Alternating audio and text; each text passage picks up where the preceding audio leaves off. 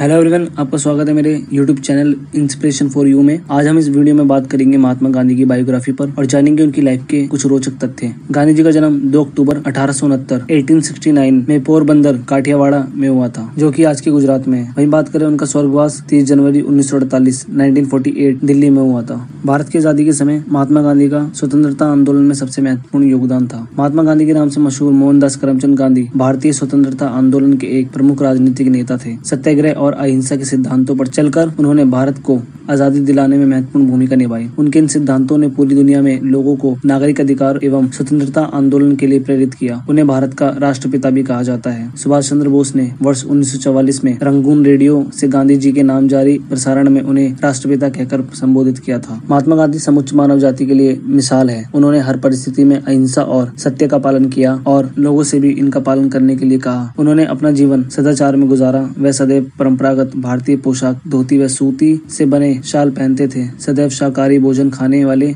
इस महापुरुष ने आत्मशुद्धि के लिए कई बार लंबे उपवास भी रखे। सन 1915 में भारत वापस आने से पहले गांधी जी ने एक प्रवासी वकील के रूप में दक्षिण अफ्रीका में भारतीय समुदायों के लोगों के नागरिकों के अधिकार के लिए संघर्ष किया। भारत आकर उन्होंने समूचे देश का प्रसारण किया और किसानों, मजदूरों और श्रमिकों को भारी भूमि कर और भेदभाव के विरुद्ध संघर्ष करने के लिए एकजुट किया। सन 1921 में उन्होंने भारतीय राष्ट्रीय कांग्रेस की बागडोर संभाली और अपने कार्यों से देश के राजनीतिक, सामाजिक और आर्थिक परिदृश्य को प्रभावित किया। उन्होंने सन 1930 में नमक सत्याग्रह और इसके बाद 1942 में भारत छोड़ो आंदोलन से खासी प्रसिद्धि प्राप्ति की। भारत के स्वतंत्रता संघर्ष के दौरान कई मौकों पर गांधी जी कई वर्षों तक उन्हें जेल में भी रहे। आइए अब बात करते हैं गांधी जी के प्रारंभिक जीवन पर। मोहनदास करमचंद गांधी का जन्म भारत में गुजरात के एक तटीय शहर पोरबंदर में 2 अक्टूबर सन 1869 को हुआ था। उनके पिता करमचंद गांधी ब्रिटिश राज के समय काठियावाड़ा की एक छोटी सी रियासत पोरबंदर के दीवान थे। मोहनदास की माता पुतलीबाई परनामी वैश्य समुदाय से थी और अत्यधिक धार्मिक प्रवृत्ति की थी, जिसका प्रभाव युवा मोहनदास पर पड़ा और इन्हीं मूल्यों ने आगे चलकर उनके जीवन में महत्वपूर्ण भूमिका निभाई। वह नियमित रूप से व्रत रखती थी और परिवार में किसी के बीमार पड़ने पर उसकी सेवा में दिन रात एक कर देती थी। इस प्रकार मोहनदास ने स्वाभाविक रूप से अहिंसा, शाकाहार, आत्मशुद्धि के लिए व्रत और विभिन्न धर्मों और पंथों को मानने वाले के बीच परस्पर सहिष्णुता को अपनाया। सन 1883 में 13.5 साल की उम्र में ही उनका विवाह 14 साल की कस्तूरबा बाई से करा दिया गया। जब मोहनदास 15 वर्ष के थे तब इनकी पहली संतान ने जन्म लिया, लेकिन वह केवल कुछ ही दिन जीवित रही। उनके पिता करमचंद गांधी भी इसी साल 1885 में चल बसे। बाद में मोहनदास और कस्तूरबा के 4 संतान हुई: हरिलाल गांधी, मणिलाल गांधी, रामदास गांधी,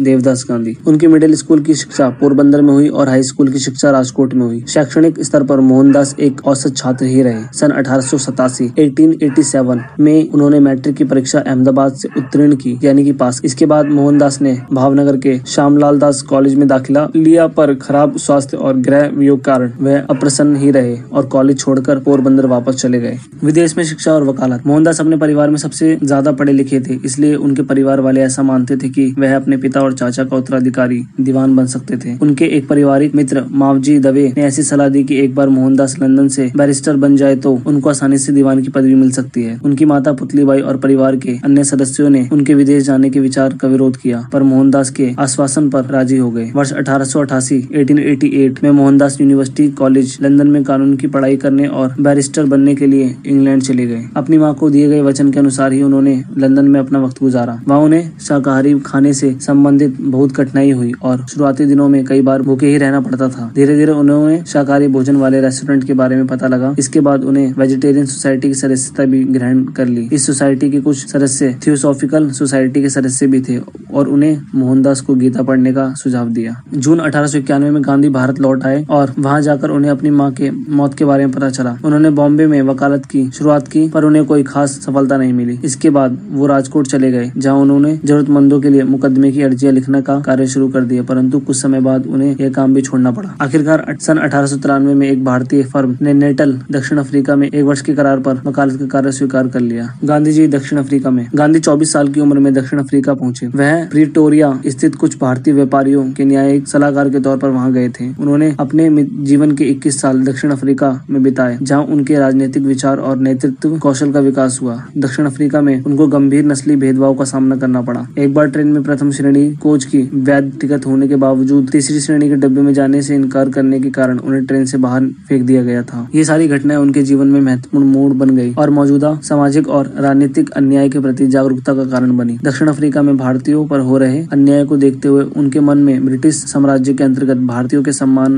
तथा स्वयं अपनी पहचान से संबंधित प्रश्न उठने लगे। दक्षिण अफ्रीका में गांधी जी ने भारतीयों को अपने राजनीतिक और सामाजिक अधिकारों के लिए संघर्ष करने के लिए प्रेरित किया। उन्होंने भारतीयों की नागरिकता संबंधित मुद्दों को भी दक्षिण अफ्रीकी सरकार के सामने उठाया। सन 1906 में जुलू युद्ध में भारतीयों की भर्ती करने के लिए ब्रिटिश अधिकारियों को सक्रिय रूप से प्रेरित किया। गांधी के अनुसार अपनी नागरिकता के दावों को कानूनी जामा पहनाने के लिए भारतीयों को ब्रिटिश युद्ध प्रयासों में सहयोग देना चाहिए। भारतीय स्वतंत्रता संग्राम का संघर्ष। वर्ष 1914 में गांधी जी दक्षिण अफ्रीका से भारत वापस लौट आए। इस समय तक गांधी एक राष्ट्रवादी नेता और संयोजक के रूप में प्रतिष्ठित हो चुके थे। वह उदारवादी कांग्रेस नेता गोपाल कृष्ण गोखले के कहने पर भारत आए थे और शुरुआती दौर में गांधी के विचार बहुत हद तक गोखले के विचारों से प्रभावित थे। भारत में गांधी ने देश के विभिन्न भागों का दौरा किया और राजनीतिक, आर्थिक और सामाजिक मुद्दों को समझने की कोशिश की। चंपारण और खेड़ा सत्याग्रह। बिहार के चंपारण और गुजरात के खेड़ा में हुए आंदोलनों ने गांधी को भारत में पहली राजनीतिक सफलता दिलाई। चंपारण में ब्रिटिश जमींदार किसानों को खाद्य फसल की बजाय नील की खेती करने के लिए मजबूर करते थे और सस्ते मूल्य पर फसल खरीदते थे, जिससे किसानों की स्थिति बदतर होती जा रही थी। इस कारण वे अत्यधिक गरीबी से घिर गए। एक विनाशकारी अकाल के बाद अंग्रेजी सरकार ने दमनकारी कर लगा दिए, जिनका बोझ दिन प्रतिदिन बढ़ता ही गया। कुल मिलाकर स्थिति बहुत निराशाजनक थी। गांधी जी ने जमींदारों के खिलाफ विरोध प्रदर्शन और हड़तालों का नेतृत्व किया, जिसके बाद गरीब और किसानों की मांगों को माना गया। सन 1918 में गुजरात स्थित खेड़ा बाढ़ और सूखे की चपेट में आ गया, जिसके कारण किसान और गरीब की स्थिति बदतर हो गई और लोग कर माफी की मांग करने लगे। खेड़ा में गांधी जी के मार्गदर्शन में सरदार पटेल ने अंग्रेजों के साथ इस समस्या पर विचार विमर्श के लिए किसानों का नेतृत्व किया। इसके बाद अंग्रेजों ने राजस्व संग्रहण से मुक्ति देकर सभी कैदियों को रिहा करा दिया। इस प्रकार चंपारण और खेड़ा के बाद गांधी जी की ख्याति देश भर में फैल गई और वह स्वतंत्रता आंदोलन के एक महत्वपूर्ण नेता बनकर उभरे। खिलाफत आंदोलन। कांग्रेस के अंदर मुस्लिमों के बीच अपनी लोकप्रियता बढ़ाने का मौका गांधी जी को खिलाफत आंदोलन के जरिए मिला। खिलाफत एक विश्वव्यापी आंदोलन था, जिसके द्वारा खलीफा के गिरते प्रभुत्व का विरोध सारी दुनिया के मुसलमानों द्वारा किया जा रहा था। प्रथम विश्व युद्ध में पराजित होने के बाद ऑटोमन साम्राज्य विखंडित कर दिया गया, जिसके कारण मुसलमानों को अपने धर्म और धार्मिक स्थलों की सुरक्षा को लेकर चिंता बनी हुई थी। भारत में खिलाफत का नेतृत्व ऑल इंडिया मुस्लिम कॉन्फ्रेंस द्वारा किया जा रहा था। धीरे धीरे गांधी इसके मुख्य प्रवक्ता बन गए। भारतीय मुसलमानों के साथ एकजुटता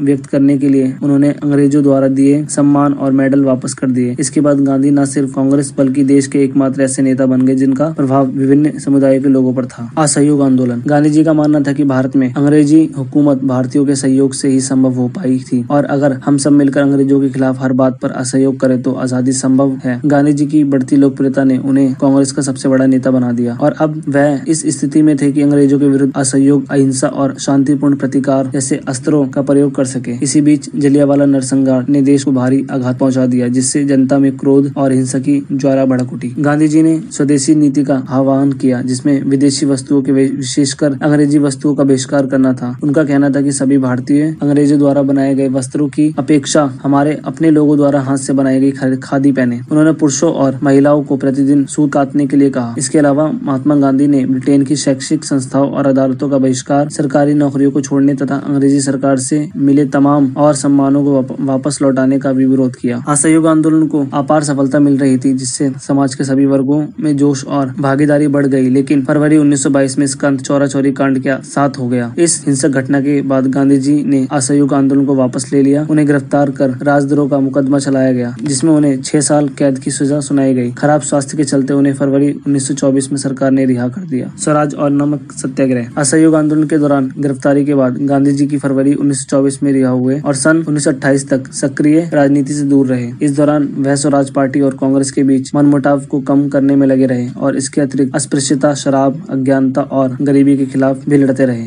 इसी समय अंग्रेजी सरकार ने सर जॉन साइमन के नेतृत्व में भारत के लिए एक नया संवैधानिक सुधार आयोग बनाया, पर उसका एक भी सदस्य भारतीय नहीं था, जिसके कारण भारतीय राजनीतिक दलों ने इसका बहिष्कार किया। इसके बाद दिसंबर 1928 के कलकत्ता अधिवेशन में गांधी जी ने हुकूमत को भारतीय साम्राज्य को सत्ता प्रदान करने के लिए कहा और ऐसा न करने पर देश की आजादी के लिए असहयोग आंदोलन का सामना करने के लिए तैयार रहने के लिए भी कहा। अंग्रेजों द्वारा कोई जवाब नहीं मिलने पर 31 दिसंबर 1929 को लाहौर में भारत का झंडा फहराया गया और कांग्रेस ने 26 जनवरी 1930 का दिन भारतीय स्वतंत्रता दिवस के रूप में मनाया। इसके बाद गांधी जी ने सरकार द्वारा नमक पर कर लगाए जाने के विरोध में नमक सत्याग्रह चलाया, जिसके अंतर्गत उन्होंने 12 मार्च से 6 अप्रैल तक अहमदाबाद से दांडी गुजरात तक लगभग 388 किलोमीटर की यात्रा की। इस यात्रा का उद्देश्य स्वयं नमक उत्पन्न करना था। इस यात्रा में हजारों की संख्या में भारतीयों ने भाग लिया और अंग्रेजी सरकार को विचलित करने में सफल रहे। इस दौरान सरकार ने लगभग 60,000 से अधिक लोगों को गिरफ्तार कर लिया। इसके बाद लॉर्ड इरविन के प्रतिनिधित्व वाली सरकार ने गांधी जी के साथ विचार विमर्श करने का निर्णय लिया, जिसके फलस्वरूप गांधी इरविन संधि पर मार्च 1931 में हस्ताक्षर हुए। गांधी इरविन संधि के तहत ब्रिटिश सरकार ने सभी राजनीतिक कैदियों को रिहा करने के लिए सहमति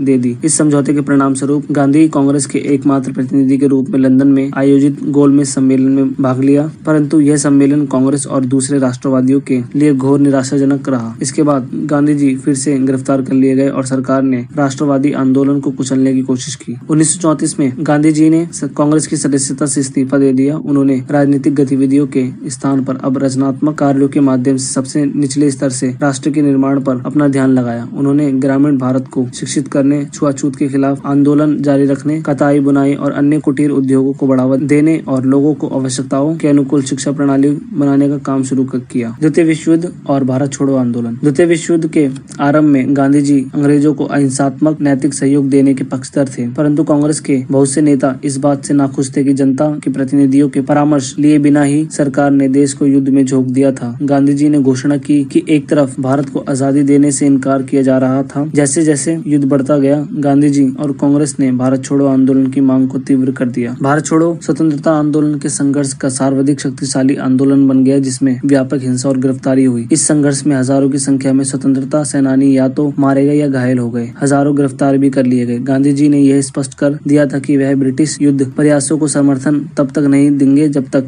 भारत को तत्काल आजादी ना दे दी जाए। उन्होंने यह भी कह दिया था कि व्यक्तिगत हिंसा के बावजूद यह आंदोलन बंद नहीं होगा। उनका मानना था कि देश में व्याप्त सरकारी अराजकता असली अराजकता से भी खतरनाक है। इसलिए गांधी जी ने सभी कांग्रेसियों और भारतीयों को अहिंसा के साथ करो या मरो, डू एंड डाई के साथ अनुशासन बनाए रखने को कहा। जैसा कि सबको अनुमान था, अंग्रेजी सरकार ने गांधी जी और कांग्रेस कार्यकारिणी समिति के सभी सदस्यों को मुंबई में 9 अगस्त 1942 को गिरफ्तार कर लिया और गांधी जी को पुणे के आगा खां महल ले जाया गया, जहां उन्हें 2 साल तक बंदी बनाकर रखा। इसी दौरान उनकी पत्नी कस्तूरबा गांधी का देहांत 22 फरवरी 1944 को हो गया और कुछ समय बाद गांधी जी भी मलेरिया से पीड़ित हो गए। अंग्रेज उन्हें इस हालत में जेल में नहीं छोड़ सकते थे, इसलिए जरूरी उपचार के लिए 6 मई 1944 को उन्हें रिहा कर दिया गया। आंशिक सफलता के बावजूद भारत छोड़ो आंदोलन ने भारत को संगठित कर दिया और द्वितीय विश्व युद्ध के अंत तक ब्रिटिश सरकार ने स्पष्ट संकेत दे दिया कि जल्द ही सत्ता भारतीयों के हाथ सौंप दी जाएगी। गांधी जी ने भारत छोड़ो आंदोलन समाप्त कर दिया और सरकार ने लगभग 1 लाख राजनीतिक कैदियों को रिहा कर दिया। देश का विभाजन और आजादी। जैसा कि पहले कहा जा चुका है, द्वितीय विश्व युद्ध समाप्त होते होते ब्रिटिश सरकार ने देश को आजाद करने का संकेत दे दिया था। भारत की आजादी के आंदोलन के साथ साथ जिन्ना के नेतृत्व में एक अलग मुसलमान बहुल्य देश पाकिस्तान की मांग भी तीव्र हो गई थी और 40 के दशक में इन ताकतों को एक अलग राष्ट्र पाकिस्तान की मांग को वास्तविकता में बदल दिया गया था। गांधी जी देश का बंटवारा नहीं चाहते थे, क्योंकि यह उनके धार्मिक एकता के सिद्धांत से बिल्कुल अलग था, पर ऐसा हो ना पाया और अंग्रेजों ने देश को 2 टुकड़ों भारत और पाकिस्तान में विभाजित कर दिया। गांधी जी की हत्या। 30 जनवरी 1948 को राष्ट्रपिता महात्मा गांधी जी की दिल्ली में बिरला हाउस में शाम 5:17 पर हत्या कर दी गई। गांधी जी एक प्रार्थना सभा को संबोधित करने जा रहे थे जब उनके हत्यारे नाथूराम गोडसे ने उनके सीने में 3 गोलियां दाग दी। ऐसा माना जाता है कि हे राम उनके मुख से निकले अंतिम शब्द थे। नाथूराम गोडसे और उनके सहयोगी पर मुकदमा चलाया गया और 1949 में उन्हें मौत की सजा सुनाई गई। अगर आपको ये वीडियो पसंद आई हो तो please like and support. Thank you for watching us. Have a great day.